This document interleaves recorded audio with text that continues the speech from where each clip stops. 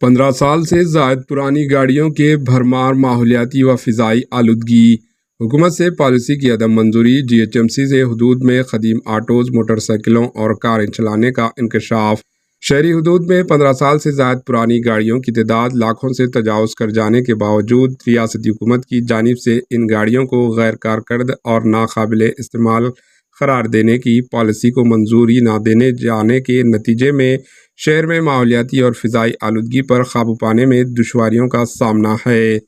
مجلس بلدیہ عظیم تر حیدرآباد کے حدود میں 15 سال سے زائد پرانی گاڑیوں کی تعداد کا جائزہ لینے پر اس بات کا انکشاف ہوا کہ شہر کے حدود میں 17 لاکھ موٹر سائیکلوں ایسی ہے جو کہ 15 سال سے زائد پرانی ہیں،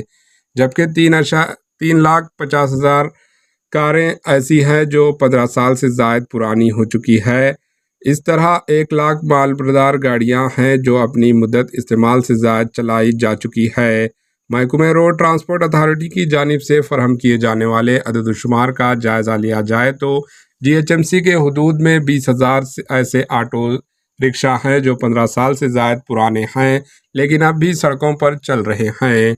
جبکہ 2.5 ہزار اسکول بسیں ہیں جو کہ شہر کے مختلف اسکولز میں چلائی جا رہی ہے اور ان کی مدت استعمال سے ختم ہو چکی ہے۔ ماحولیاتی اور فضائی آلودگی کے خاتمے اور اس پر قابو پانے کے لیے تیار کی گئی اس نئی پالیسی کے مطابق 15 سال سے زائد قدیم گاڑیوں کو چلانے کے لیے ان کو دوبارہ رجسٹریشن و ٹیکس کی ادائیگی کے ذریعے ان پر اضافی ٹیکس عائد کرنے کی پالیسی تیار کی گئی، لیکن حکومت تلنگانہ کی جانب سے تاحال اس پالیسی کو اختیار نہیں کیا گیا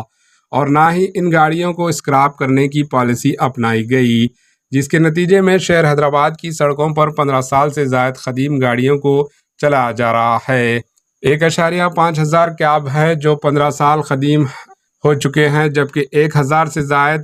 T S R T C کی بسیں ہیں جو کہ اپنے مدت استعمال سے ختم ہونے کے باوجود سڑکوں پر دوڑ رہی ہے۔ نئی پالیسی کے مطابق 15 سال پرانی گاڑیوں کو قابل استعمال رکھنے کے لیے ان پر اضافی ٹیکس ادا کرنا ہوگا، لیکن تلنگانہ میں اب تک یہ گرین ٹیکسی کا نفاذ عمل میں نہیں لایا گیا، جبکہ گرین ٹیکسی کے نفاذ سے ریاستی حکومت کی آمدنی میں زبردست اضافہ ہو سکتا ہے، کیونکہ جی ایچ ایم سی حدود میں موجودہ لاکھوں موٹر سائیکلوں اور کاروں کے علاوہ بسیں یوں ہی ضائع نہیں کر دی جائے گی، بلکہ ان کے مالکین کی جانب سے اضافی ٹیکس ادا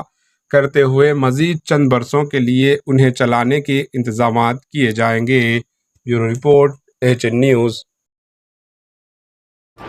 AHN نیوز کو لائک کریں، شیئر کریں اور سبسکرائب کرنا نہ بھولیں۔